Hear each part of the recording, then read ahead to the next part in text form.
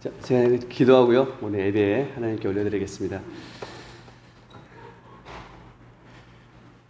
사랑하는 주님, 주님 앞에 나옵니다.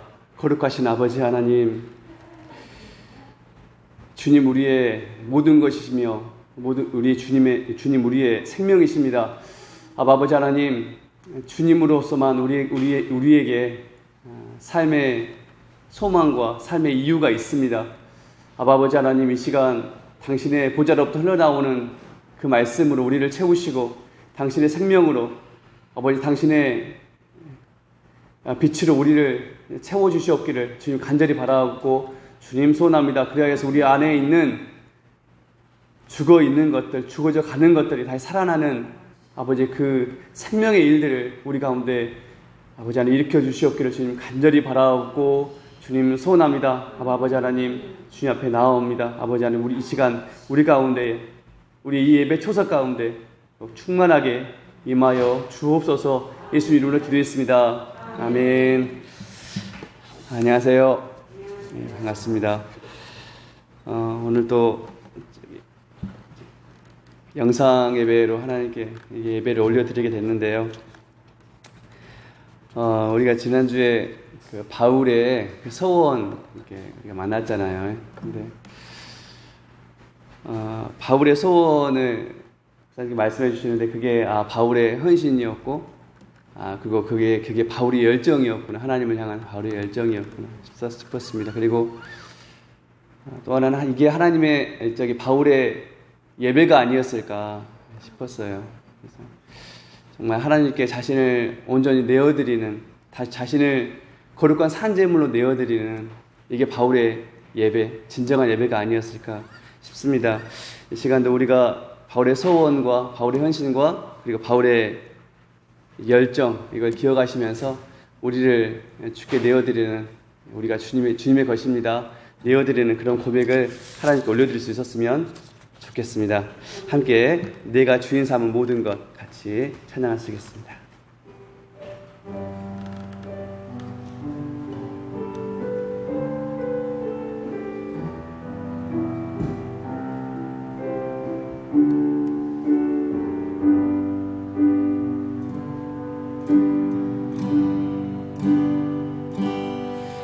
내가 주인 삼은 모든 것 내려놓고 내 주 대신 주 앞에 나가 내가 사랑했던 모든 것 내려놓고 주님만 사랑해.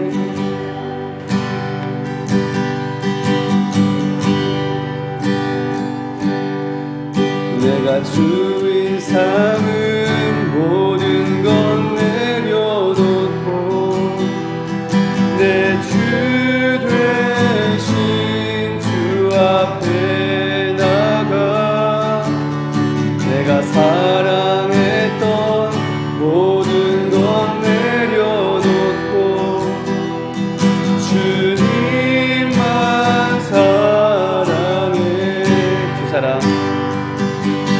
주 사랑 거친 풍랑에도 깊은 바다처럼 나를 잠잠케 해. 주 사랑 내 영혼의 반석 그 사랑 위에 서리. 주 사랑 풍랑에도 주 사랑 거친 풍랑에도 깊은 바다처럼 나를 잠잠케 해. 주 사랑 내 영혼의 반석 그 사랑 위에 서리. 아멘. 다시 한번 고백하시겠습니다. 내가 주인 삼은 모든 걸 내려놓고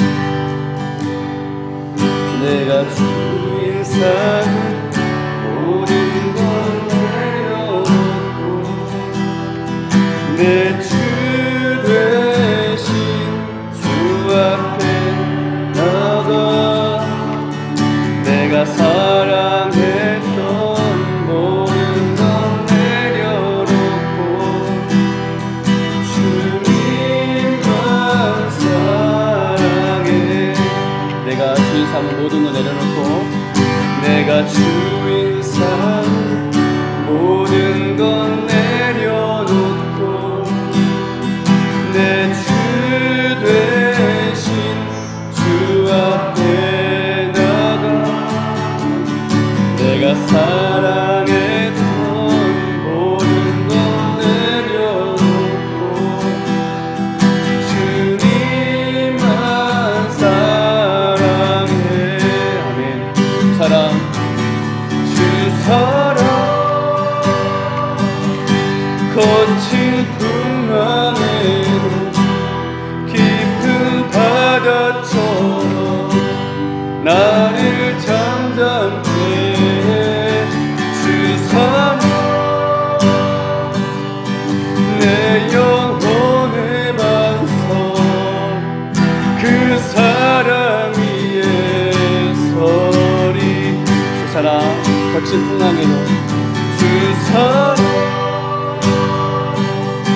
거친 풍랑에도 깊은 바다처럼 나를 잠잠케 주 사랑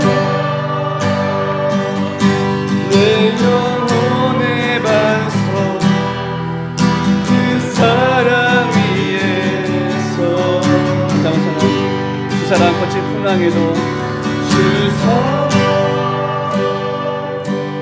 거친 풍랑에도 깊은 바다처럼 나를 잠잠케 주 사랑 내 영혼의 반석 그 사랑 위에 서리.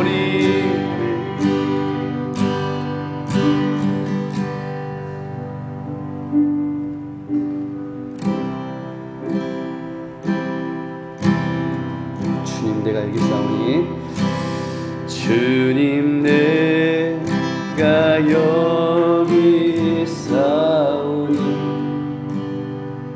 나를 보내소서. 나의 마음 나의 몸 주께 드리오니 주 받으옵소서. 주님 내가 여기 싸우니 주님 내가 여기 싸우니 나를 써주소서.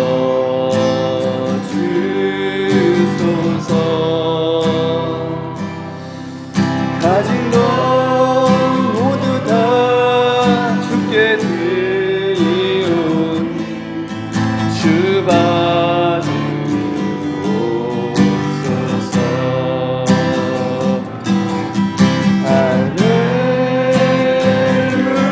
할렐루야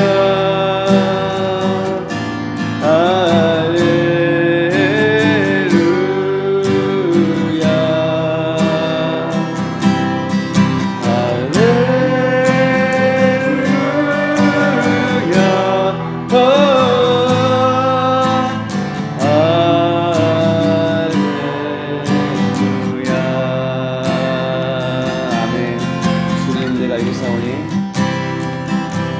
주님 내가 여기 싸우니 나를 보내소서. 나를 보내소서.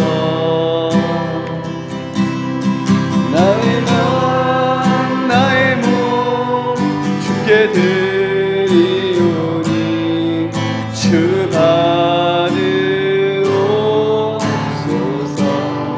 주님 내가 여기 싸우니 주님 내가 여기 싸우니 나를 써주소서.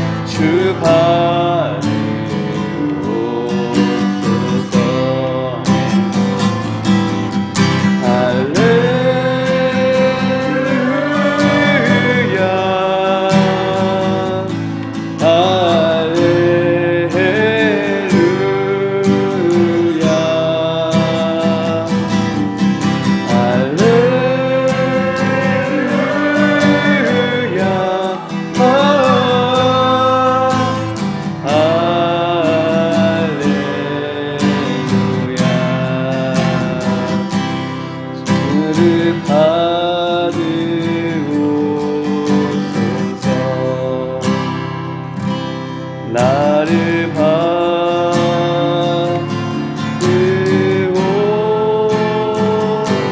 받으옵소서.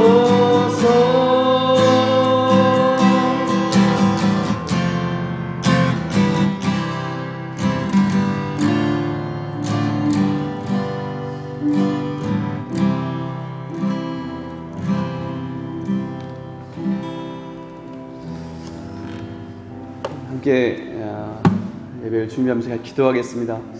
하나님, 내가 그리스도와 함께 십자가에 못 박혀 죽었으니 이제는 내가 사는 것이 아니요 내 안에 그리스도께서 사신 것이다 고백했던 바울의 그 고백처럼, 예 주님, 내가 예수로 살고 예수로 죽는 예수의 사람들이 될 수 있도록 하나님 우리를 붙들어 주시옵소서.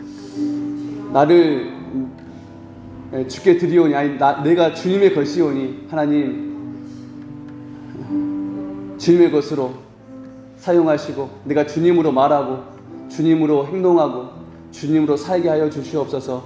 같이 소원하시면서 같이 기도할 수 있었으면 좋겠습니다. 함께 기도하겠습니다. 주여, 주여, 아버지 하나님, 아버지 하나님, 시간 가운데 하나님 아버지도 충만하게 임하여 주시옵소서. 그리고 아버지 하나님, 각 처소에서 예배하는 아버지 그 예배 처소 가운데 더욱 충만하게 아버지 하나님 임하여 주시옵기를 하나님 아버지 간절히 바라옵고 주님 소원합니다. 아버지 하나님, 그것이 아버지 하나님 정말 하나님께서 당신의 보좌를 베푸시는 아버지 하나님 그곳이 되게 하시고 아버지 하나님 당신의 영으로 더욱 충만하여 주시옵기를, 아버지 이곳이든 아버지 하나님 그 예배 처소가 어느 곳이든 아버지 하나님 그곳이 정말 하나님의 영으로 충만한 아버지 주님의 그 임재가 충만한 아버지 하나님 그 될 수 있도록 예배 처소가 될 수 있도록 주님 도와주시옵기를 주님 간절히 바라옵고 주님 소원합니다. 하나님 아버지 간절히 바라옵고 주님 소원하고 있습니다. 아버지 하나님, 이 안에서 아버지 하나님 주님 온전히 사시옵소서. 기도합니다. 정말 아버지 하나님 그 믿음으로 이것이 믿음이 아니겠습니까? 내가 사는 것이 아니요 내 안에 온전히 나를 위해서 죽으신 주님께서 사시는 것, 아버지 하나님 그것이 예수의 생명이 그 나의 생명이 되는 아버지 하나님 우리 믿음이 아니겠습니까? 아버지 하나님, 다시 내가 그 믿음의 자리로 돌아갈 수 있도록 도와주시옵고 내가 그 믿음의 자리에 설 수 있도록 주님 도와주시옵기를 주님 간절히 바라옵고 주님 소원합니다. 아버지 하나님, 믿음으로 돌아가는 아버지 하나님 그곳에 이렇게 될 수 있도록 도와주시고 우리가 바로 서 있어야 할 바로 그 자리에 바로 우리가 세워지는 아버지 그러한 예배가 될 수 있도록 하나님 도와주시옵기를 주님 간절히 바라옵고 주님 소원합니다. 인도하여 주시옵고 주님 역사하여 주시옵소서. 함께 또한 우리 예배를 위해서 또한 같이 기도하겠습니다. 우리가 예배하는 그곳이 어느 곳이든 이 현장의 이 예배이든 아니 각 가정에서 드리는 그 예배이든 아버지 그 예배가 정말 하나님께서 당신의 보좌를 베푸시는 그 예배 초사가 되게 하시고 또한 그곳이 정말 주의 영으로 주의 임재로 충만한 예배 초소가 되기를 소원합니다. 함께 소원하시면서 기도할 수 있었으면 좋겠습니다. 그리고 정말 말씀을 전하실 우리 목사님 위해서 같이 기도해 주시고 정말 당신의 영으로도 충만케 해주시기를 같이 기도할 수 있었으면 좋겠습니다. 그리고 마지막으로 이 코로나 이 상황이 정말 우리의 또한 각 처소에서 헌신하는 많은 사람들이 있는데 그들의 헌신을 위해서 같이 기도해 주시고 또한 이것이 하루속히 종식될 수 있도록 같이 기도할 수 있었으면 좋겠습니다. 함께 기도하겠습니다. 주님, 주여, 아버지, 우리 예배를 주시옵소서. 아버지 하나님, 참으로 우리가 신령과 진정으로 예배할 수 있게 하여 주시옵. 주님, 우리 자신 바울이 그러했던 것처럼 나의 몸을, 나의 삶을 거룩한 산제물로 제사로 드리는 아버지 하나님, 정말 그러한 우리가 살아있는 예배, 영적 예배를 아버지 드리는 우리 예배자로 살 수 있도록 주님 도와주시옵기를 간절히 바라옵고 주님 소원합니다. 아버지 하나님, 이 예배를 주시옵고 또 아버지 하나님 주시옵고 주의 손으로 아버지 하나님 붙들어 주시옵소서. 아버지 하나님 우리를 채워주시옵기를 하나님 간절히 바라옵고 주님 소원합니다. 하나님 아버지 이 불러 성령님 속히 주시옵소서.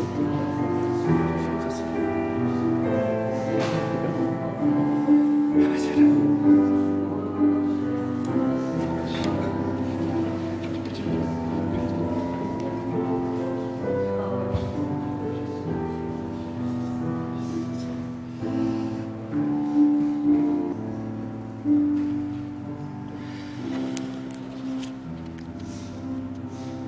사랑하는 주님, 우리는 주님의 것입니다.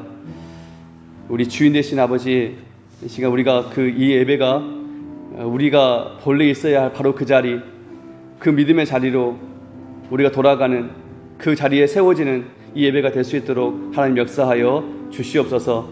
이 예배를 하나님께 온전히 드리기를 간절히 소원합니다. 예수님 이름으로 기도했습니다. 아멘.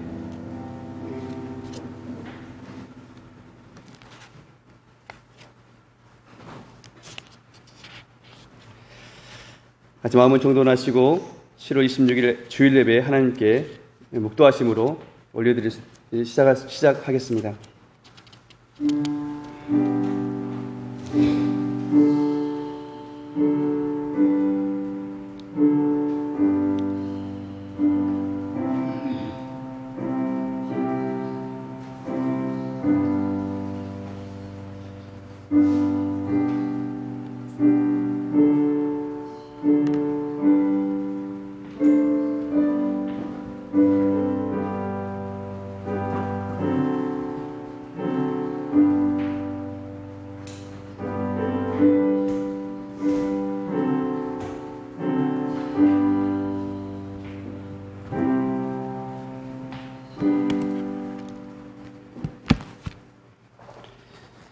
다 같이 일어서서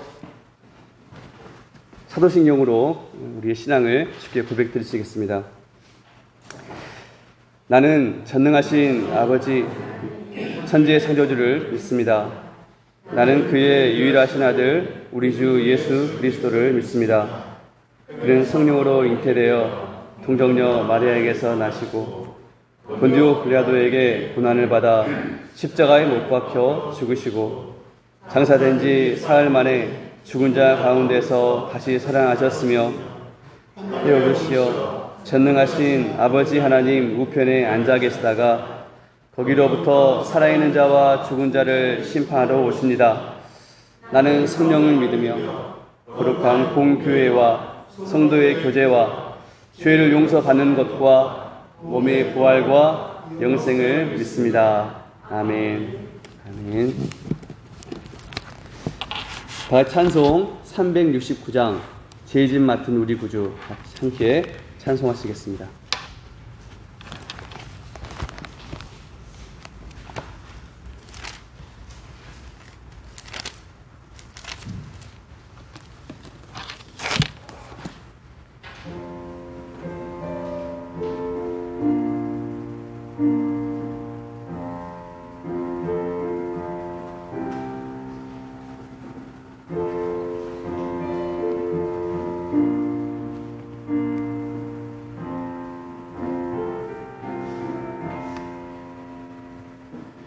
죄짐 맡은 우리 구주 어찌 좋은 친구인지 걱정 근심 무거운 짐 우리 주께 맡기세. 주께 고함 없는 고로 복을 얻지 못하는 사람들이 어찌하여 아를 줄을 모를까. 시험 걱정 모든 괴로움 없는 사람 누군가. 부질없이 낙심 말고 우리도 드려 아뢰세. 이런 진실하신 친구 찾아볼 수 있을까. 우리 약함하시오니 어찌 아니하될까. 근심 걱정 무거운 짐 아니 진자 누군가. 비난처는 우리 예수 주께 기도드리세. 세상 친구 멸시하고 너를 조롱하여도 예수 품에 안기어서 참된 위로 받겠네. 아멘. 아멘. 같이 말씀 봉독하시겠습니다. 말씀 사도행전 18장 24절부터 19장 7절까지 말씀입니다. 사도행전 18장 24절부터 19장 7절까지 말씀입니다. 찾으셨으면 함께 합독하시겠습니다. 시작. 알렉산드리아에서 난 아볼로라 하는 유대인이 에베소에 이르니 이 사람은 언변이 좋고 성경에 능통한 자라. 그가 일찍이 줄을 배워 열심으로 예수에 관한 것을 자세히 말하며 가르치나 요한의 세례만 알 따름이라. 그가 회당에서 담대히 말하기 시작하거늘 브리스길라와 아굴라가 듣고 데려다가 하나님의 도를 더 정확하게 풀어 이르더라. 아볼로가 아가야로 건너가고자 하므로 형제들이 그를 격려하며 제자들에게 편지를 써 영접하라 하였더니 은혜로 말미암아 믿은 자들이 많은 유익을 주니 이는 성경으로서 예수는 그리스도라고 증언하여 공중 앞에서 힘있게 유대인의 말을 이기미러라. 아볼로가 고린도에 있을 때에 바울이 윗지방으로 다녀 에베소에 와서 어떤 제자들을 만나 이르되 너희가 믿을 때에 성령을 받았느냐. 이르되 아니라 우리는 성령이 계심도 듣지 못하였노라. 바울이 이르되 그러면 너희가 무슨 세례를 받았느냐. 대답하되 요한의 세례니라. 바울이 이르되 요한이 회개의 세례를 베풀며 백성에게 말하되 내 뒤에 오시는 이를 믿으라 하였으니 이는 곧 예수라 하거늘 그들이 듣고 주 예수의 이름으로 세례를 받으니 바울이 그들에게 안수하매 성령이 그들에게 임하심으로 방언도 하고 예언도 하니 모두 12사람쯤 되니라. 아멘. 이 시간 바울의 3차 선교여행 시작이라는 제목으로 목사님께서 말씀 전해주시겠습니다. 하겠습니다. 약이 떨어졌나 보다.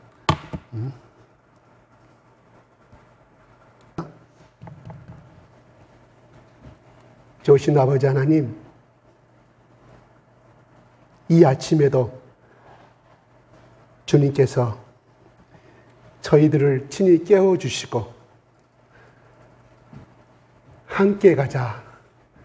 내가 너와 동행하고 싶고 함께 은혜를 나누고 싶고 사랑을 나누고 싶고 대화를 나누고 싶고 너의 모든 사정을 아는 나 여호와 하나님이 너를 도와주고 싶고 하는 음성으로 이 아침에 아버지 하나님 주님의 전에 나와서 온 마음을 다하여 찬양케 하신 하나님을 찬양합니다.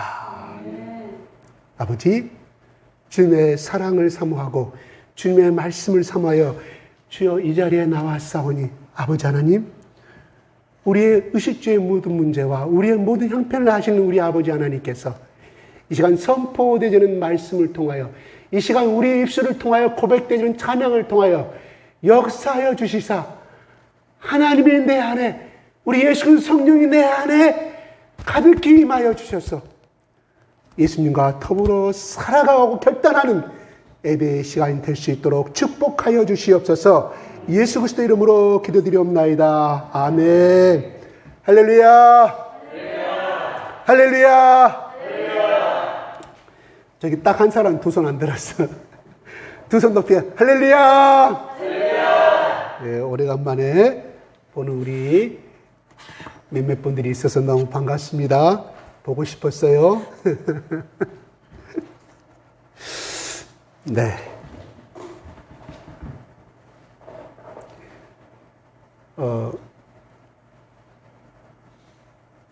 아이들의 노래를 좋아하고 하는 청소년들이 그들 속에 갖고 있는 USB도 있고 CD도 많이 가지고 있는데 굳이 저기 서울에서 열린다고 하면 5만 원, 10만 원짜리 더해서 20만 원짜리 티켓을 끼고 그것도 밤새도록 하루 전날 KTX를 타고 고속버스를 타고 가는 이유가 뭘까요? 물론 좋아서 그러겠죠. 그러면 그 가수들이 콘서트를 할 때 이미 자기 컴퓨터에 USB 다 있어요. 근데 왜 거기를 참석하기로 원할까요? 좋아하기 때문에. 온 새벽을 그 콘서트장 입구에서 날이 새도록 하루 전에 도착해서 거기서 담요를 깔고 텐트를 치고 열광적으로 참여를 합니다. 그런 마음을 우리는 어떻게 이해할 수 있을까요? 우리가 그 시절에 살아보지 않았기 때문에 이해를 못하죠. 근데 오늘날 청소년들이 그렇게 가는 거예요. 왜? CD와 USB를 듣는 것에 만족하지 못하고 직접 가수들의 얼굴을 보고 그 삶의 라이브 현장에, 콘서트 현장에서 들으면 훨씬 더 흥겹고 즐겁기 때문에 그렇다는 것입니다. 물론 또 여기에 설명하지 못할 모든 부분들이 많이 첨가되어 있겠지만 아무튼 돈 투자하고 시간 투자하고 몸 투자하고 피곤한 가운데서, 그런데 만약에요 부모들이 너 서울에 이런 일 때문에 심부름 갔다 오라 그러면 똑같은 특급 열차 떨어지고 똑같은 조건 해줘도 글쎄 자식들이 10명에 9명은 투덜거리면 안 갈 것입니다. 나 공부해야 돼. 나 피곤해. 엄마는 알면서 나 보내냐고 싫어합니다. 왜요? 거기에 삶의 의미를 못 느끼기 때문에 거기에 해피한 행복의 시간이 들어있지 않기 때문에 그렇다는 거예요. 기쁨의 시간이 없기 때문에 그렇다는 거예요. 자기가 원하는 것이 아니기 때문에 그렇다는 겁니다.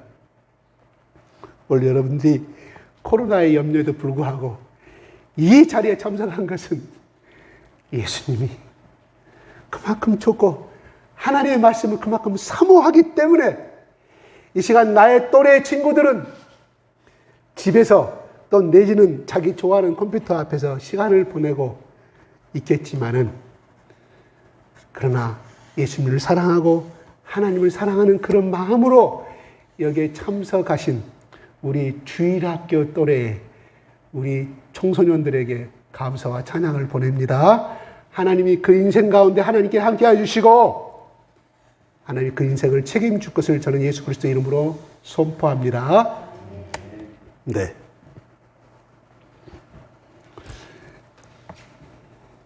그래요.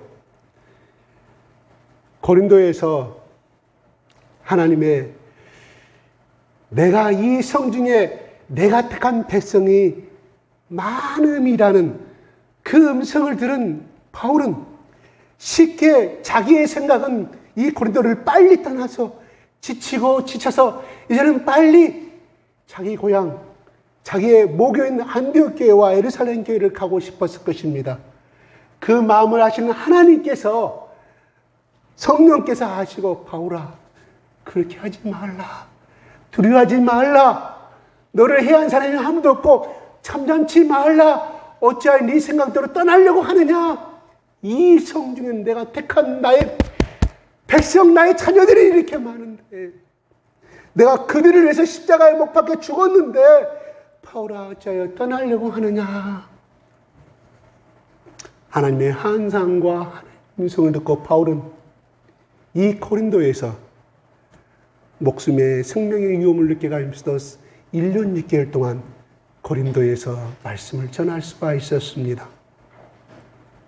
하나님께서 말씀하신 그 말을 들었을 때 바울은 자기의 계획은, 자기의 생각은, 자기의 처한 형편은 이제는 그만큼 지쳤기 때문에 빨리 돌아가서 사랑하는 안디교회 사람들과 사랑하는 예루살렘의 그 사도들과 아름다운 교제를 나누고 다시금 영적인 충만을 나누고 육체적인 충만의 휴식을 취하고 싶은 것이 바울의 생각이었습니다. 그래요. 나도 만약에 옆에서 바울의 동역자였다고 하면 바울 사도 이제는 그전 고생했으니까 3년 동안 고생했으니까 이제 그만 돌아갑시다. 다시 와서 여기 복음을 전하면 되지 않습니까? 저는 만약에 바울의 동역자였다고 하면 그렇게 고운했을 거고 또 거기 생각에 따랐을 거라 저는 생각이 들어요. 여러분의 생각은 어떻습니까? 아마 저와 같은 그런 마음이었을 것입니다. 아무리 그가 불붙는 성령에 붙잡혀서 말씀에 붙잡혀서 하나님의 종으로 그 삶을 살아가기를 결단하고 또 일상의 모든 삶이 죽고 나서나 하나님의 영광을 위하여 사는 정말 위대한 삶의 일정이었지만 우리와 똑같은 성정을 가진 사람, 우리와 똑같은 감정을 가진 사람, 어찌하여 바울은 자기 부모님이 생각이 안 났겠습니까? 또 얼마나 자기가 심혈을 기울여서 가르친 양들의 모습이 보고 싶지 않았겠습니까? 또한 그동안 여러 세계의 주중회를 다니면서 복음을 증거한 하나님의 놀라운 역사를 그 은혜를 어찌하여 나누고 싶지 않았겠습니까? 하루라도 빨리 가서 이렇게 하나님의 역사가 일어나고 이렇게 이방인에게도 예수 그리스도의 놀라운 성령의 역사가 일어났더라는 그 기쁨을 나누고 싶었던 것이 바울의 마음 아니었겠습니까? 그렇지만 하나님께서 성령께서 나타나셔서 바울아, 내가 이 사람들 때문에 네가 알 수 없는 지금 이 성에 거하고 있는 이 백성들 때문에 내가 몇십 년 전에 십자가에 못 박혀 죽었는데 네가 가려고 하느냐 하는 성령님의 인격적인 음성이었다는 것입니다. 바울은 그 음성을 듣고 다 모든 것을 내려놓고 그는 고린도에서 1년 6개월에 놀라운 하나님의 사역을 감당할 수가 있었다는 것입니다. 그래서 18절에 그가 지난주에 말씀을 전한 머리를 깎았다는 것은 학자들이 이렇게 말합니다. 확실하게 무슨 소원인지 모르지만 고린도에서 하나님의 성령의 음성을 듣고 하나님이 원하시는 양이 살 때까지 내가 떠나지 아니하겠습니다 하고 그렇게 소원했지 않겠느냐고 이렇게 해석을 합니다. 그것이 맞는 것 같기도 해요. 그것이 이제 이루어졌기 때문에 머리를 깎고 갱그레 항에서 고린도 옆에 있는 갱그레 항에서 가이사라와 안디옥으로 출발하려고 하는 과정 속에서 에베소를 들리게 됩니다. 거기서 또 말씀을 많이 증거했을 때 그들의 반응이 20절에 여러 사람이 오래 있기를 청하였다. 이 말씀을 네가 전하는 복음을 계속하여 더 증거해 줘라. 우리는 말씀에 이 갈증이 있는데 어찌하여 떠나느냐. 이제 뭔가를 하려고 하는데 그전 바울은 떠나게 됩니다. 21절 하나님의 뜻이라면 너에게 돌아오리라고 말합니다.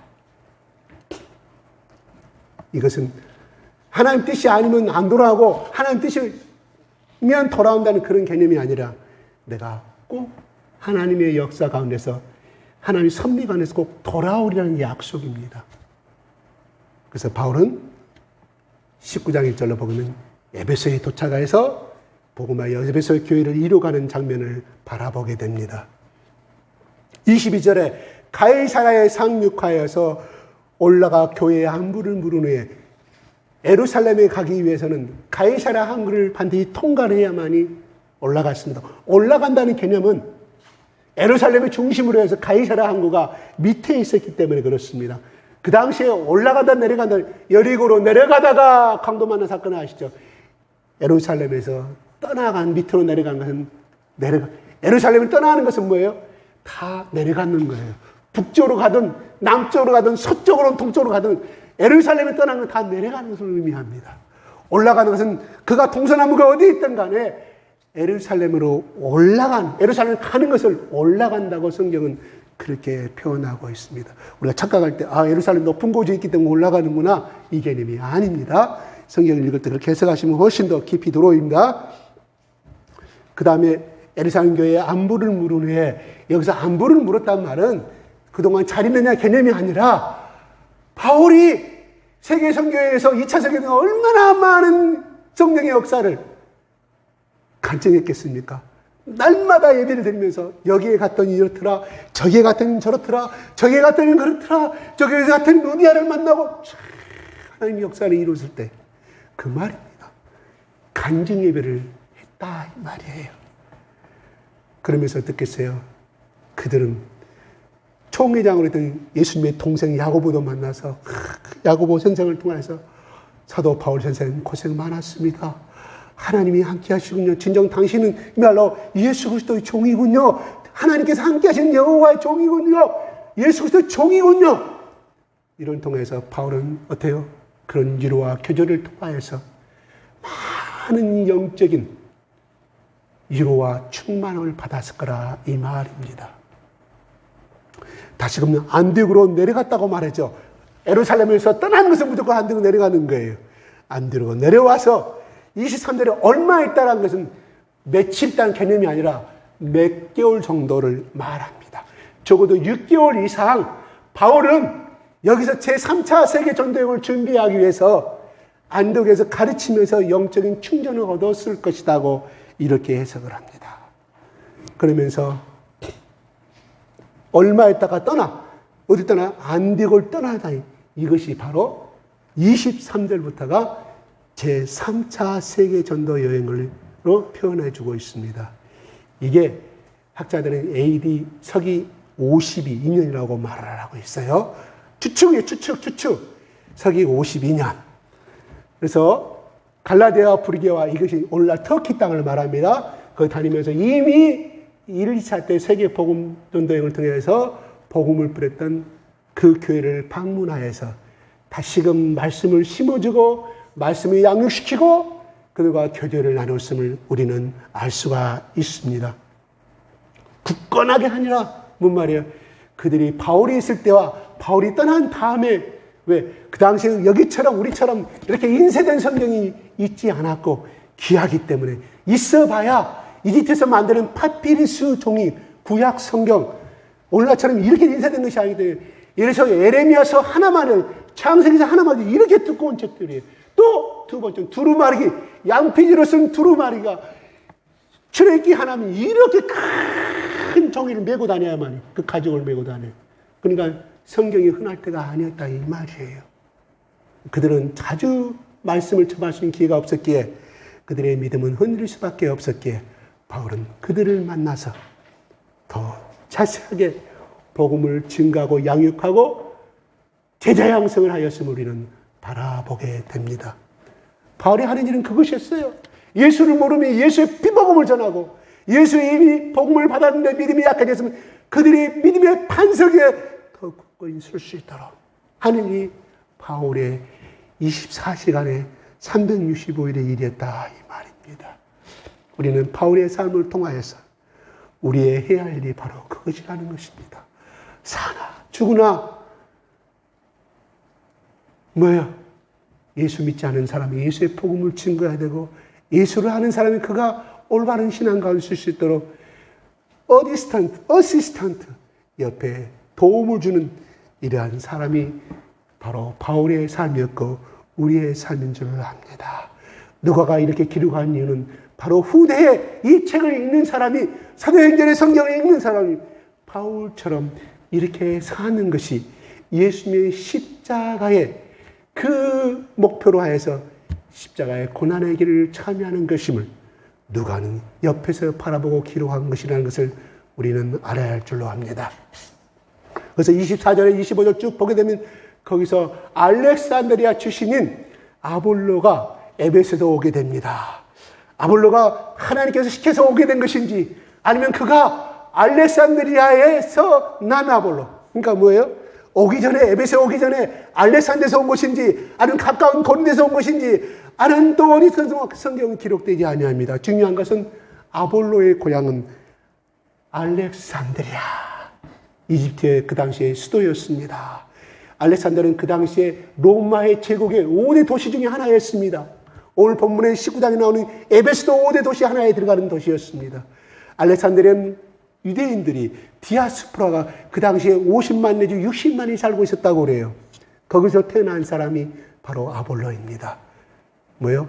유대인 교포라 이 말이에요. 근데 그 사람 어떤 사람입니까? 언변이 좋고 성경에 능통한 사람이라고 그랬습니다. 여기서 성경은 신약을 말한 것이 아닙니다.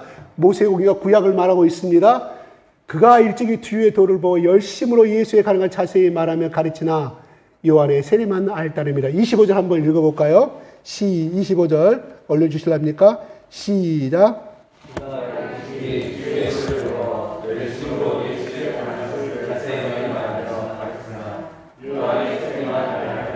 예, 요한의 세례만 안다는 것은 무엇일까요? 요한의 제자였다.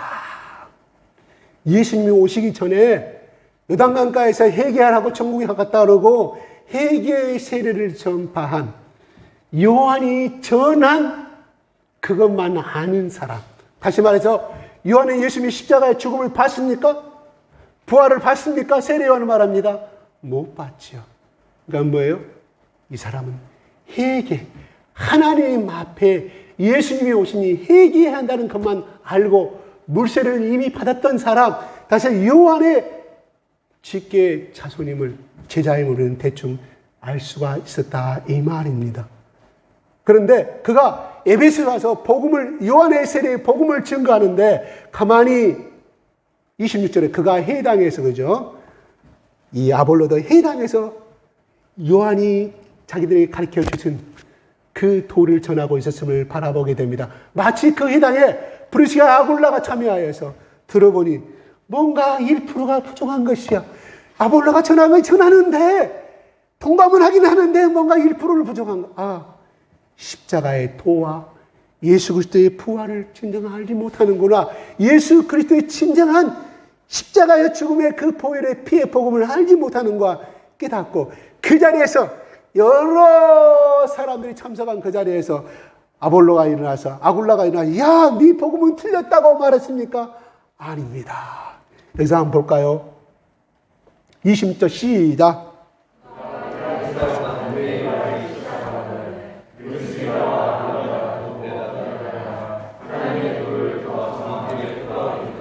아이고, 말씀 잘 들었습니다. 아볼로 선생님 잠깐 저희하고 대화를 나눌까요? 아굴라 부부가 자기 집으로 초대합니다. 그래서 바울을 통해서 들은 십자가의 보혈의 피와 복음을, 부활을 아볼로에게 가르쳐 줍니다. 아볼로는 뭔 말이에요? 여기서 나오는 지식인이요, 엘리트요, 말도 잘해. 바울은 성경에 대한 지식도 많이, 예수님의 사랑도 많이 제만 사는 바울은 어눌했어요. 그래서 많은 사람들이 편지로만 바울의 글을 읽었을 때는 정말로 멋지고 정말 근사한 나이스한 사람인지는 알았지만 바울을 만난 사람은 다 실망했어요. 애무도 자그마하고 보잘것이 없는, 또 언변도 앞에 나가 설교를 하는데 그렇게 또 부자연스러웠고, 근데 아볼로는 정반대입니다. 성경도 능통하고 멋진 사람, 아주 젠틀맨이에요. 애무도 잘난 사람이었습니다. 그 당시에 알렉산드리아 한다는 것은요, 같은 교포라도 부유한 집안의 대접을, 같은 교포라 해도 유대인들한테, 토착민들한테는 대우를 받은, 거기에 엄청나게 70만 권의 장사가 있었다고 그러지 않습니까? 도서관이 그 당시 기원전에 있었어요. 기원의대에 있었고, 엄청 나중에 붙하고 말았지만은, 그 그렇게 상업도 분석하고 그렇게 아주 학문적으로 높은 우리 기하가 대수학 다 이집트에서 나온 거 아니겠습니까? 네, 그렇게 아주 전틀맨인 아볼로가 천막을 만들어서 파는 이 부부한테 말씀을 들어요. 아볼로는 뭐예요? 겸손한 사람입니다. 아볼 당신이 또 틀렸다고 말하지 않은 아굴라에도 정말 겸손한 사람입니다. 조용히 일대일로 예수 그리스도의 십자가의 죽음과 부활을 증거했을 때 아볼로가 그를 받아들입니다.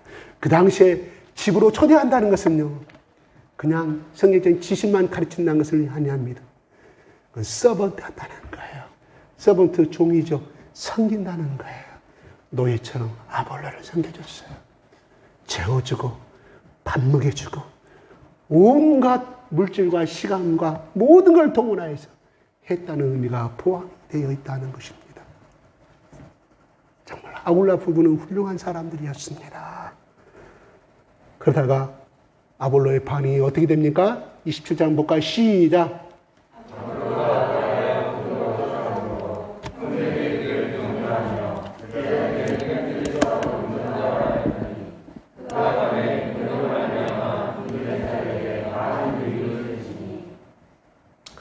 네.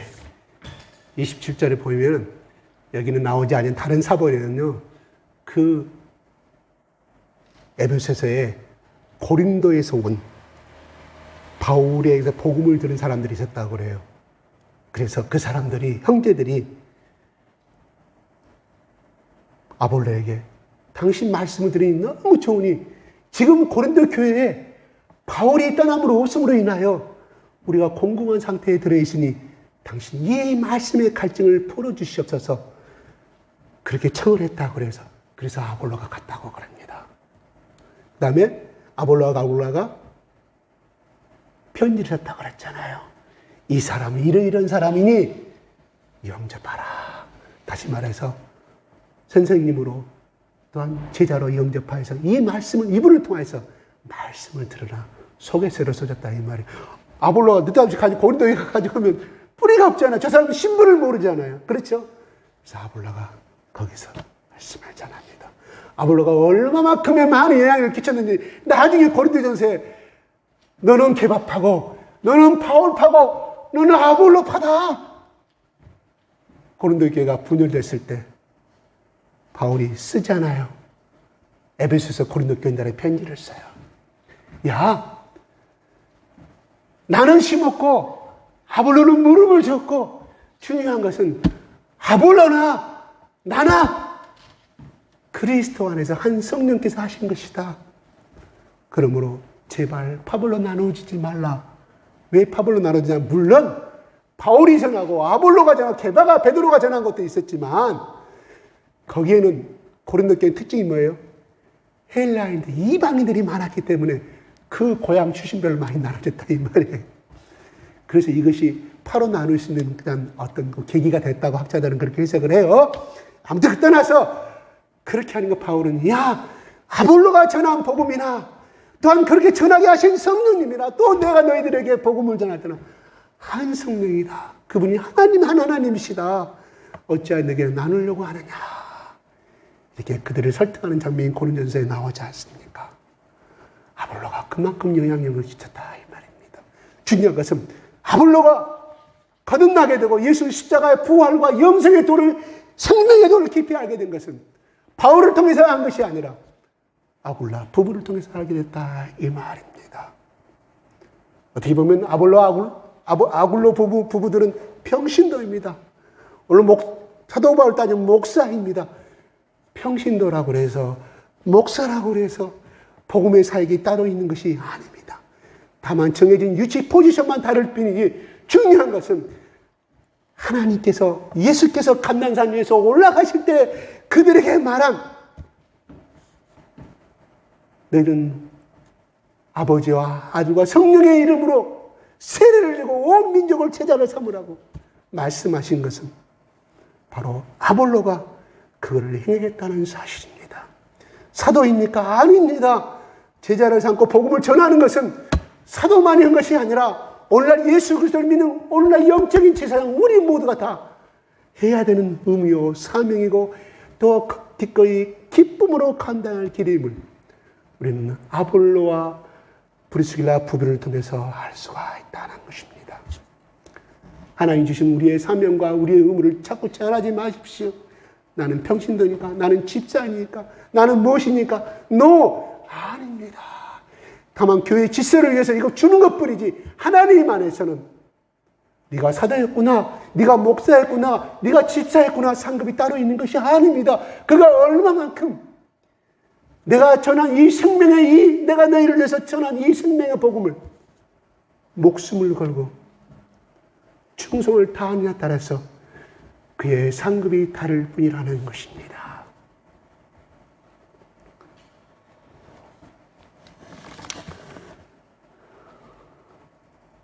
그 다음에 28절에 보면은 많은 유익을 줬다고 그러잖아요. 그가 감에, 그죠? 바울이 그가 가서 아볼로 가서 그가 감에 은혜로 말미암아 믿은 자들의 많은 유익을 주니 28절 이는 성경으로서 예수는 그리스도라고 증언하여 공중 앞에서 힘있게 이들의 말을 이기며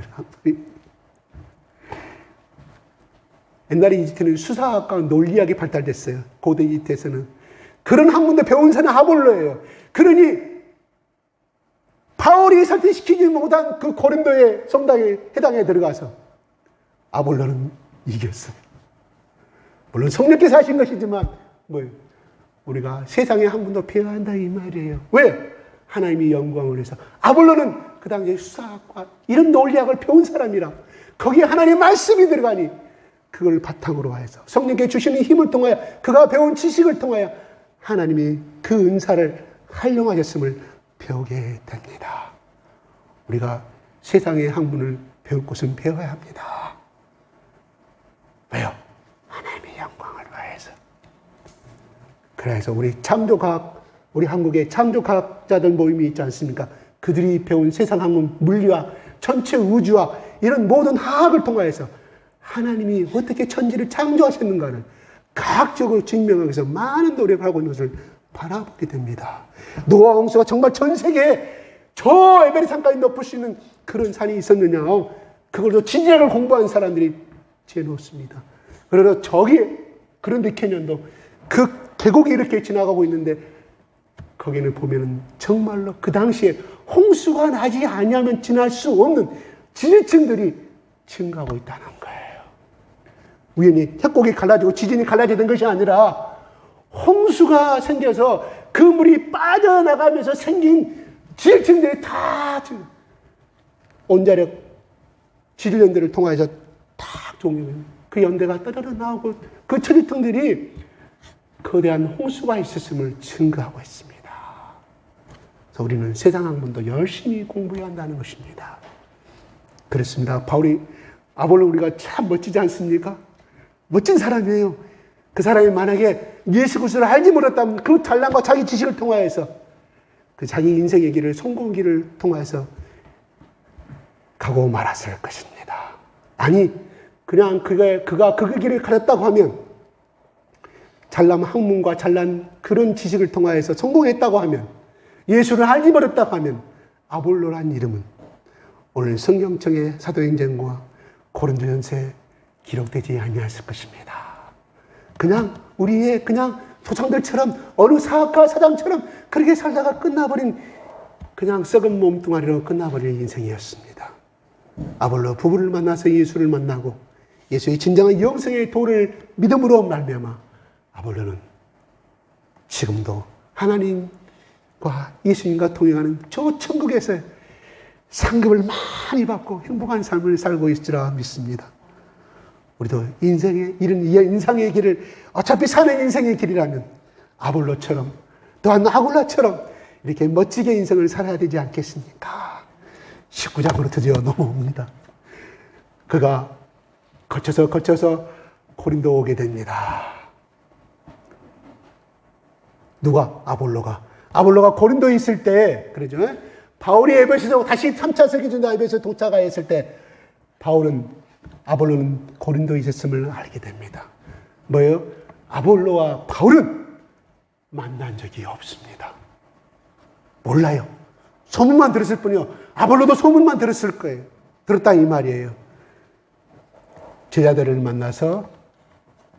만나게 되는데 에베소 와서 보니까 어떤 제자들이라고 하는데 뭔가 도를 전하긴 전하는데 뭔가가 부족해. 바울이 물어봅니다. 2절 시작.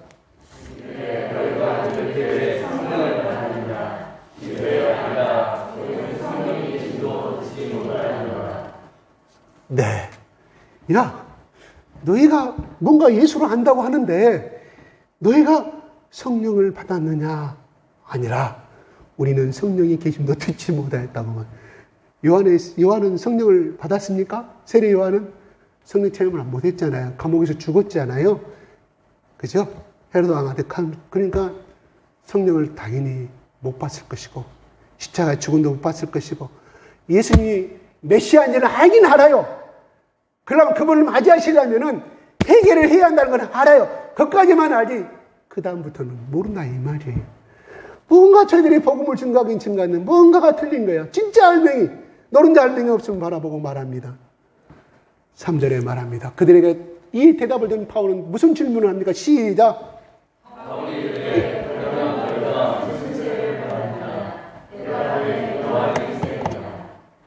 또 4절 바울이 말합니다. 시작.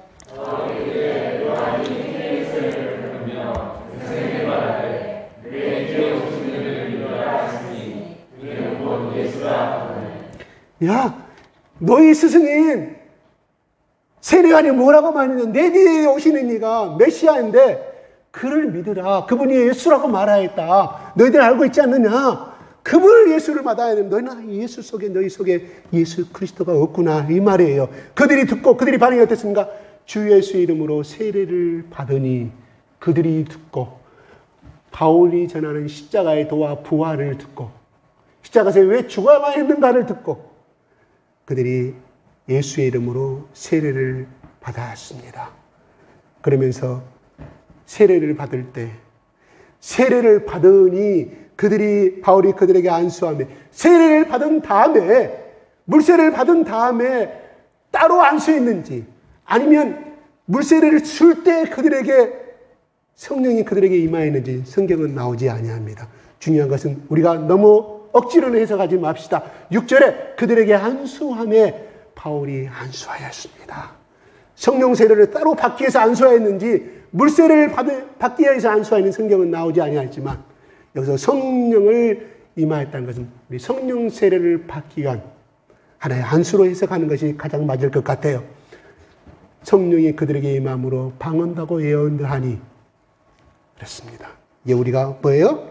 사도행전 2장 4절에 똑같은 형성이 나타나요. 그때는 안수한 것이 아니죠. 성령이 직접적으로 임하였죠. 불의같이. 오늘 말씀은 바울을 통해서 성령이 임하였다 이 말입니다. 그래요. 성령이 바울 속에 충만함으로 그 속에 성령께서 바울의 손을 이용하여서 매개체를 해서 그들에게 똑같은 하나님의 바울 속에 계시는 성령의 하나님이 그들 속에 임하였음을 바라보게 됩니다. 그 증거로 뭐예요? 방언도 하고 예언도 하니. 그래서 성령 받는 증거는 여러 가지가 있습니다. 마음이 뜨거워지고 그죠? 성령 충만하면 마음이 뜨거워. 2장 4절에 나온 것은 뭐예요? 성령 세례가 아닙니다. 성령 충만입니다. 아시겠어요? 그래서 바울에게 예수님께서 살아계실 때 너희는 나를 누구라냐? 천란자는 베드로가 주는 살아계신 하나님의 아들이라고 고백하지. 이것을 알게 하신 분은 바로 성령께서 베드로가 알게 하셨다고 말씀하지 않습니까? 그렇죠.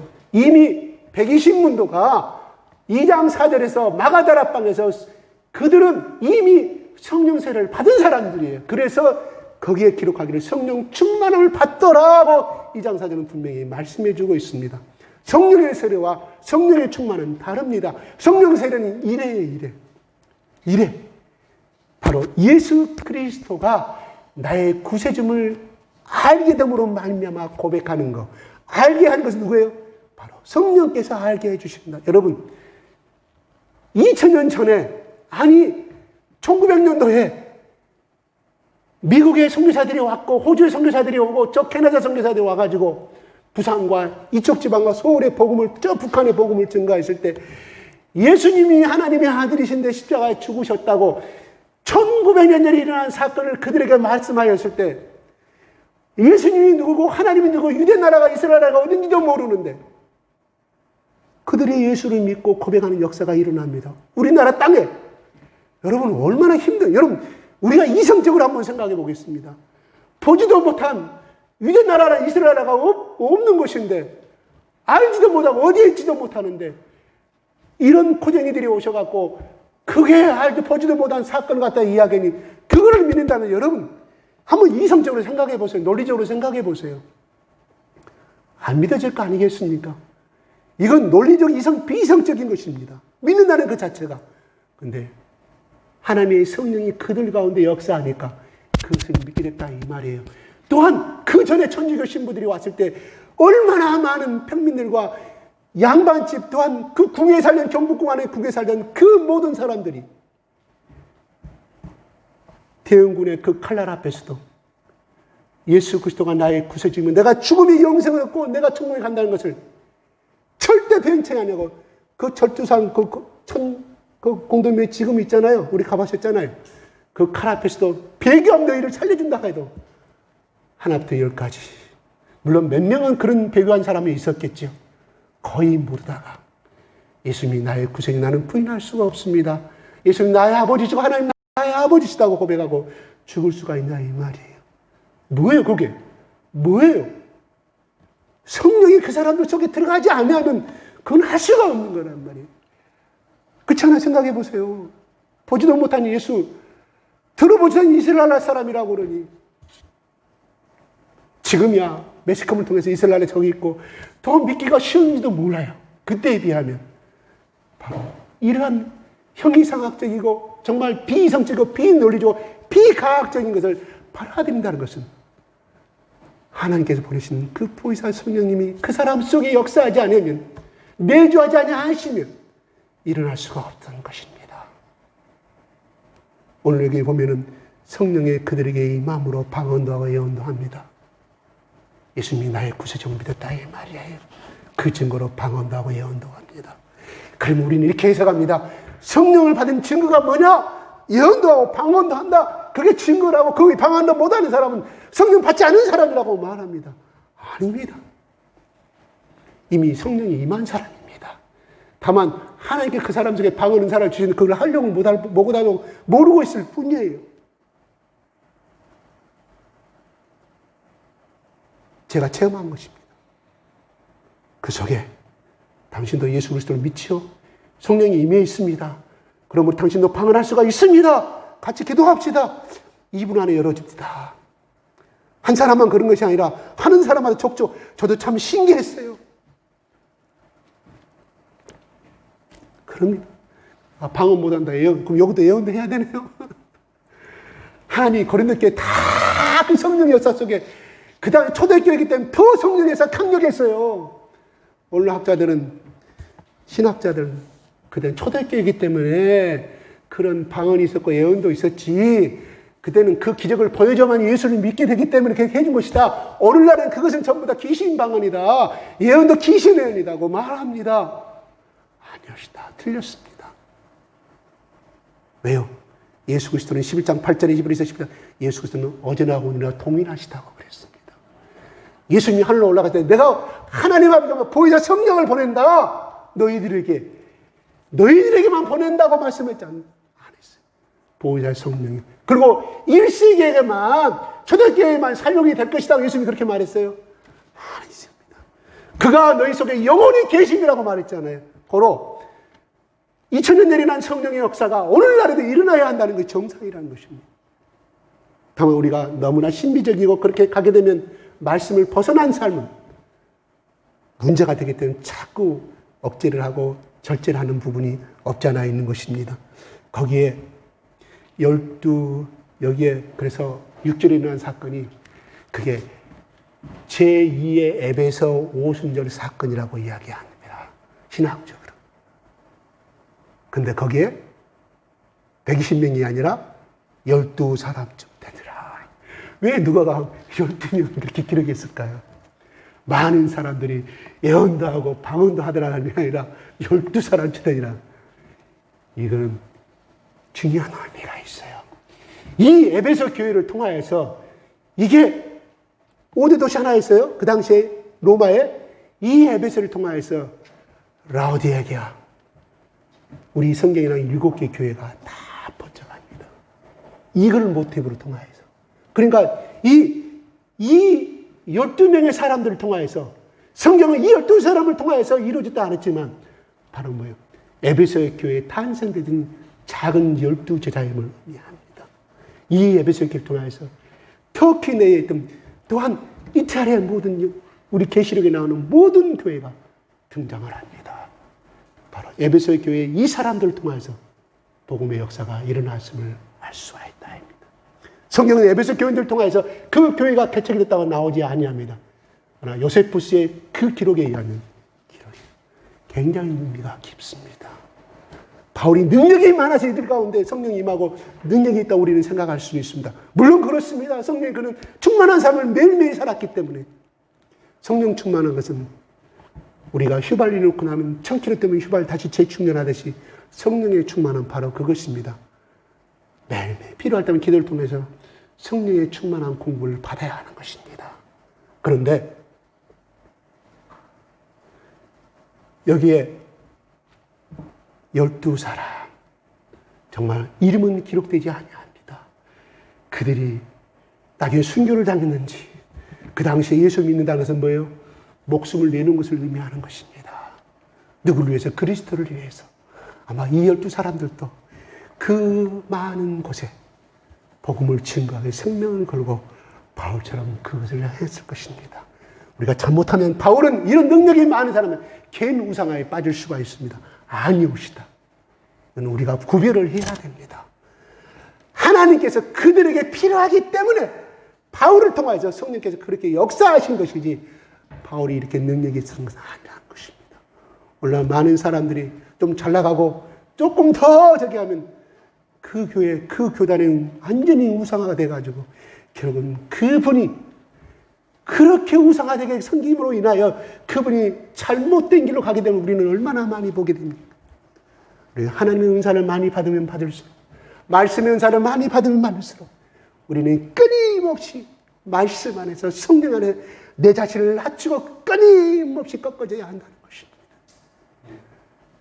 베드로는 성령의 충만함을 받기 전까지는 그런 교만한 사람이었습니다. 요한도 야고보도 다 교만한 사람이, 자기 잘남을 주장했던 사람입니다. 예수님이 십자가에 죽으러 가는데, 아이고 예수님이요, 자기 엄마한테 로비해가지고 엄마가 나서서 우리 아들들 당신 예루살렘에 가서 정권을 잡으면 우리 아들 장의정 우의정 세워주십시오 하지 않습니까? 예수님이 얼마나 속에서 분통이 나고 고통이 났겠습니까? 이것들이 나를 따라다니는 것은 내가 예수 그리스도의 진리가 좋았다라는 것이 아니라 이것도 성공하기 위해서, 명예를 얻기 위해서, 부자가 되게 권력을 이렇게 나를 쫓아다니는 것입니다. 예수님이 그 성경에 기록되지 아니었지만 나 같으면 그랬을까? 내가 예수였다면, 야 이놈 자식들 따라오지 마. 너희들이 없어도 나는 저 길을 갈 수가 있어. 다 꺼져. 나는 이랬을 것 같아요.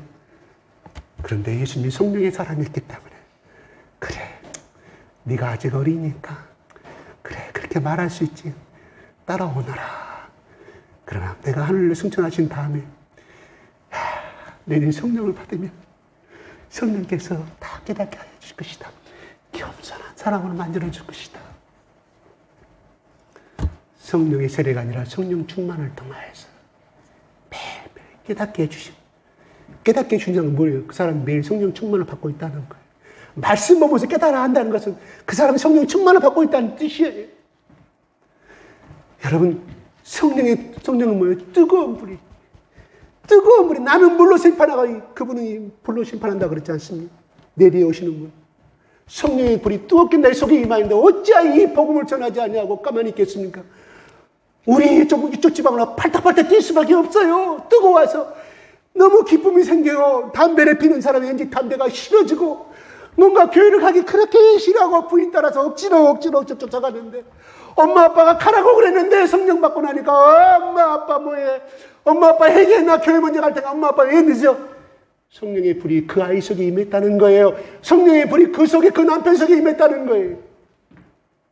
그래서 그들이 12제자와 이 오늘 12명이 나오는 사람들이 그 뜨거운 불이, 성령의 불이 임하니 그 속에 하나님이 들어있는, 하늘과 땅을 만드신 그 하나님이 이 자그마한 속에 들어있으니 그 기쁨과 그 지금 즐거움의 짐을 견딜 수가 없게 나가서 생명하고 전했다는 것입니다. 이게 성령에 충만한 사람과 성령에 충만하지 않은 사람의 증거를 발사해 수 있겠습니다. 그래요.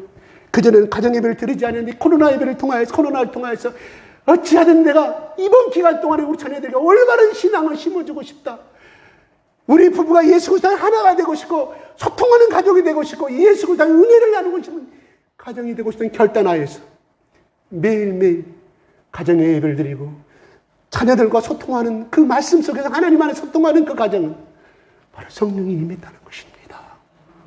성령의 충만이 임했다는 거예요. 그러니 그 부모가 갖고 있는 성령의 충만함이 어째 자녀들 속에 들어가지 전염되지 않겠습니까? 코로나가 전염되지 성령도 전이 되는 것입니다.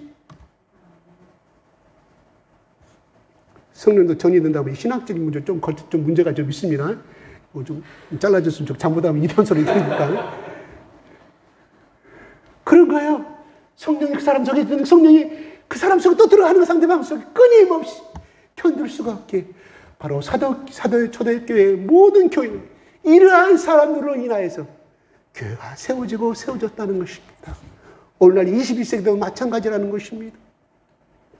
그래 모든 사람들이 코로나의 두려워가 걱정할 때 그래 성령에 충만한 사람은 기도하고 물론 조심해야 되죠. 마스크 쓰고 격리도 해야 되고 그러나 그런 속에서 가정에서 기도하고 그럴수록 부부가 손잡고 기도하고 그럴수록 자녀가 같이 그 안에서 기도했을 때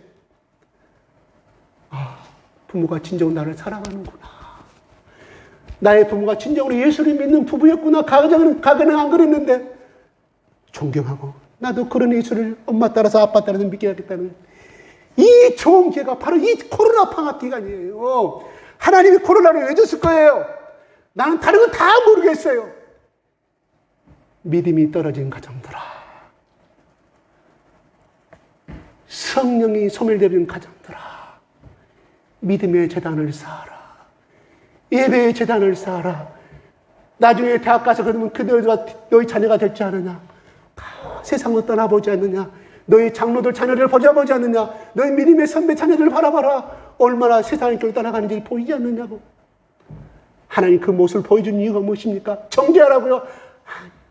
너희 자녀들도 이렇게 할까봐 두려우니 이런 코로나 방학 기간을 통해서 다시 감사의 재단을 쌓고 믿음의 재단을 쌓으라고 하나님 말씀하시는 신호로 받아들이고 그걸 항상으로 바라고 하나님 말씀의 계시로 받아들인 가정은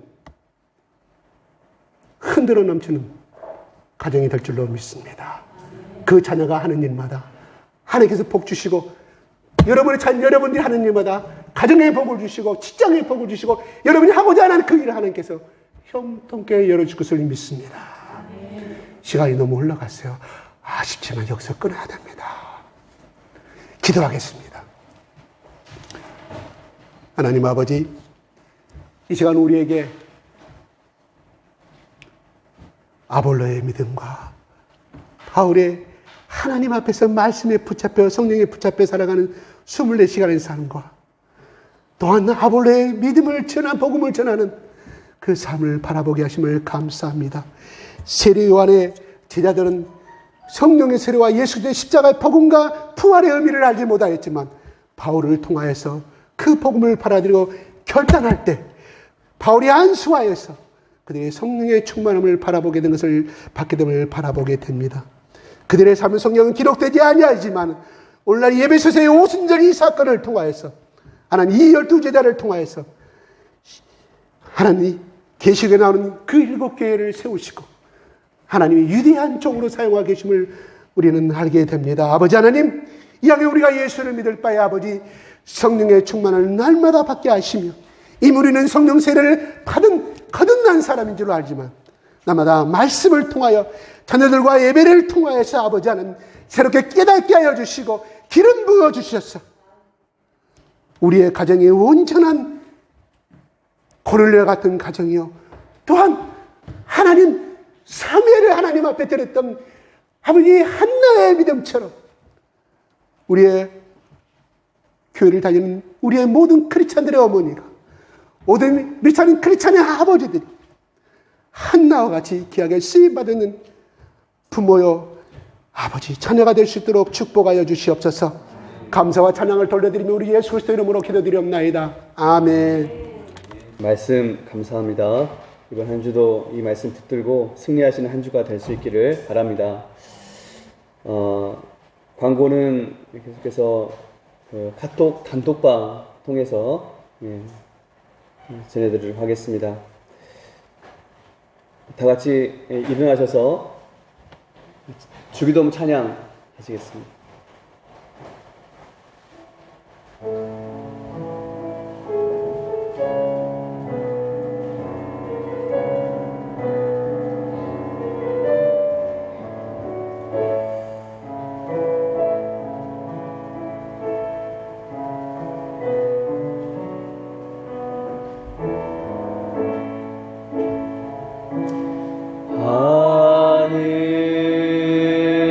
하늘에 계신 아버지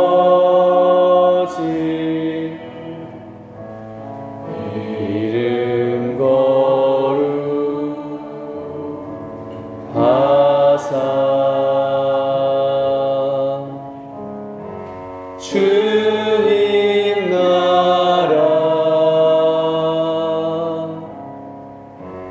임하시고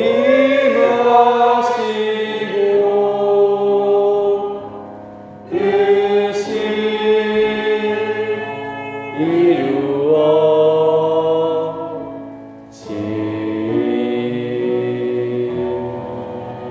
이루어지이다. 일용할 양식 주시고 우리들의 큰 죄 다 용서하옵시고 또 시험에 들게 마시고 악에서 구원하소서. 대개 주의 나라 주의 권세 주의 영광 영원히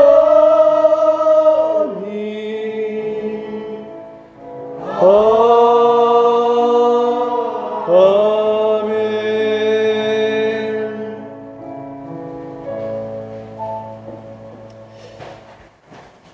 목사님께서 보응기도 및 축도해 주심으로 예배 마치겠습니다.